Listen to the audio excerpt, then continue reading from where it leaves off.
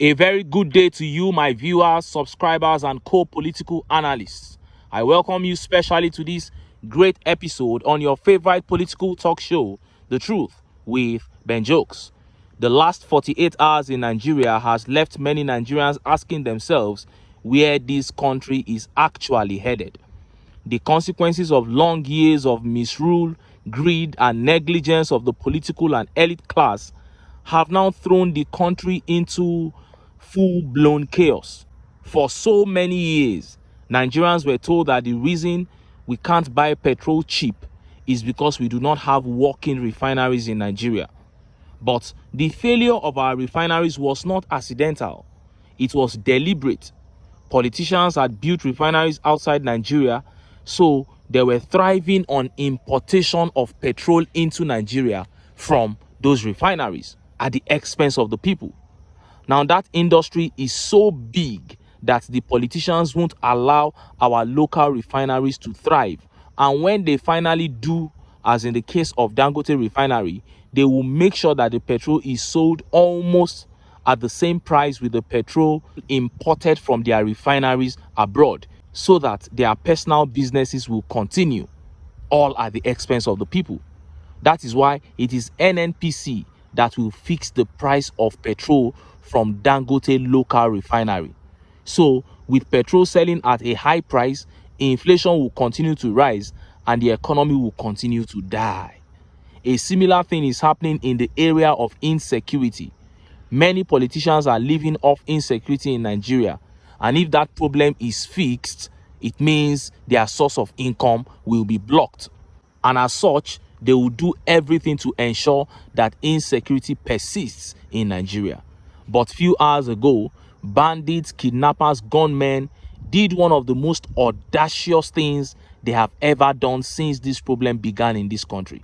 And at this point, it is clear that these bandits will one day attack the villa. And just as we were pondering on that move by bandits, news dropped that Nigeria is about becoming the most indebted country to World Bank in this whole world. Before I show you details of these updates and how Nigerians reacted, let me quickly show you these two videos. First of all, let's go to the streets and listen to how Nigerians react to the new increase in the price of petrol. Our leaders are not after us. In fact, we don't know what to say about them. Are they human? If somebody has sympathy in his mind, can he do this thing? They are really cheating us, and God is there watching them. Definitely we have to change all these people to set another group so that we can be able to achieve what we want. In NNPC Mega Station, where they for Otoro, we buy fuel 940 naira. No, I'm not happy. I'm so sad. I want government to bring back our subsidy. This change where we get today, we're not happy with them. Any people where we dey for this country, we're not happy with this change. People they cry, people they die because of food.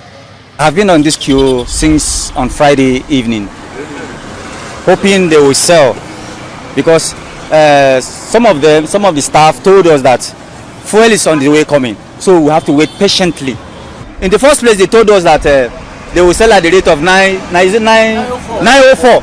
But now, this evening, they came out with another strategy that they are selling at the rate of 1,001 or 1,000 or so. But please, we are begging on the federal government, please, they should look inward and then solve this problem of this fuel scarcity. We are tired. How much is a bag of rice in the market? Some are buying a bag of rice now. You cannot get a bag of rice 72,000. No. It has skyrocketed to 80-something thousand. Today we came out around 5 a.m. to queue for the fuel. Really, they brought in the fuel, and they start dropping the fuel, and they went and changed the liter to 904 per liter. We asked them why. They say order from above, and we said okay, Nigeria was still ready to sit by. But from that 5 a.m. till now, some people are here since Friday. Some people slept here for over 3 days, and we came and joined them till now. They have not given a litre to anyone. They say they're waiting for an order from Abuja, and before the result of the price that they shoot up, I called my wife again to go to the market and get me a bag of rice because of my children.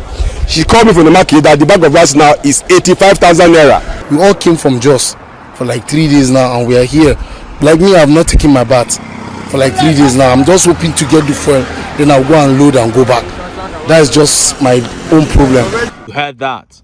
This is pure torture. The political class torturing the masses. Petrol, a commodity that we are blessed with in this country, yet our people cannot find it to use. It is unavailable to our people. And of course, the fuel scarcity is biting hard in the north, south, east, and west of this country. No tribe or religion is left out of this suffering. And make no mistake, this problem is not beyond us. If only the truth can be said, if only presidency were on the side of the people, this problem would have been long gone. It costs nothing to fix our refineries, Port Harcourt, Kaduna refineries. It costs nothing to get them to work. And then anybody that sold our crude up front to anyone, all those contracts should be revoked and those people exposed.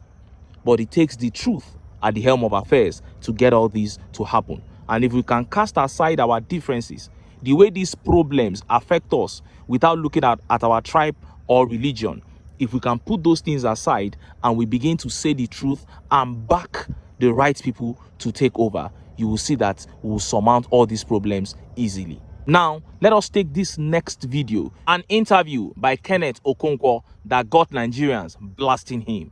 See the video. I completely agree with you that we need new faces. 100%. And that was why I have said it. That Atiku, Peter Obie, Tinubu should step aside. And the reason is because the ruling party has failed, the opposition has failed. Are you aware that in the House of Representatives, you have more opposition members as representatives than the ruling class? If they had come together, and that's why I said coming together to form a consolidated fortune before you even begin to talk about merger. I did not say merger is not important. I'm saying you don't just finish an election and the first thing you start talking about is the next election. You consolidate and form alliances amongst yourself to work together as opposition. If all the opposition members in the House of Representatives had come together, they would have produced the speaker and the vice. Now, I put a very short part of that clip in this video because I am no longer interested in listening to Kenneth Okonkwo, at least for now.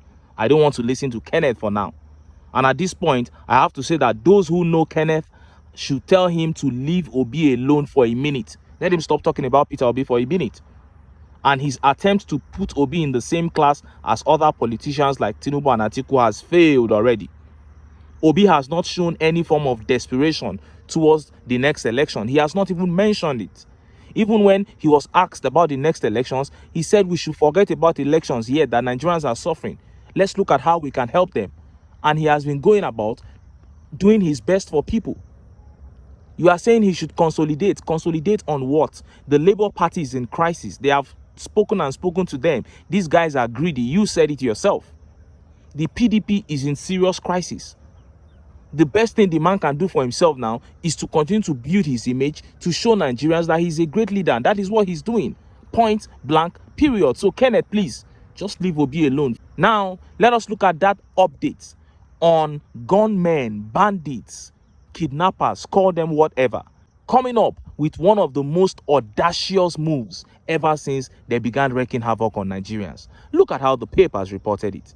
Bandits threaten residents of Mina Estate in Niger to vacate houses or get killed, reporters. Amid insecurity ravaging Niger State in north-central region of Nigeria, suspected bandits have threatened to kill residents of M.I. Wushishi Estate in Mina, the Niger State capital. The bandits noted that to avoid being killed, all residents should vacate the estate. The bandits, who are suspected to be minors, were said to have invaded the estate when most of the male residents had gone to work, breaking cars and windows of houses, according to the Punch. A resident who pleaded anonymity because of the sensitivity of the issue said, "Hoodlums we suspect are minors in the neighborhood have asked all the residents of M.I. Wushishi Housing Estate in Mina, the Niger State capital, to vacate their homes or get killed." These guys invaded the community in broad daylight, breaking window glasses. Several cars were also damaged. He added, "You will know that the attack came after residents reported to the police how illegal miners in the community have caused damage to our homes. These guys told us that they were coming for us, and they came. They came after most men had gone to work. Many top civil servants, including directors and permanent secretaries, live in the estate. I know of many people who have moved out of the estate this evening for fear of the attacks. Nowhere is safe in the state.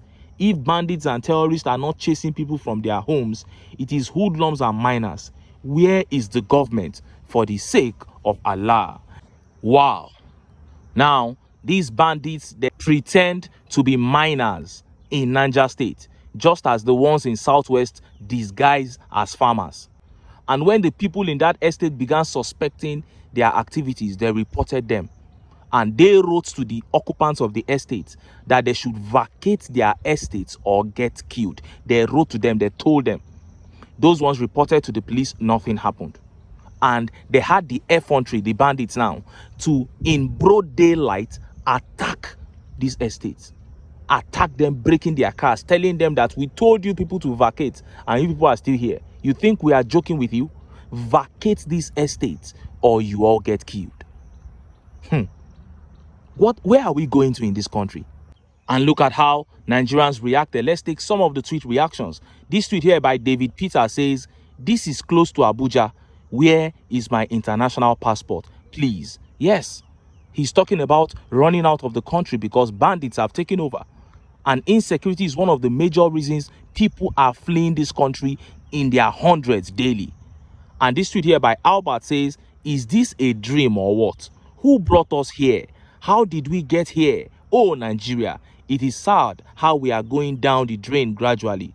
Who will save us? Only we can save ourselves." And Bola Inwa here says, "Thanks to APC, at least these senior boys are taking us for granted, knowing the man in Aso Rock is just there to live good. Chai." And this tweet by OK says, "They've acquired money. Now they are going after property." That is it.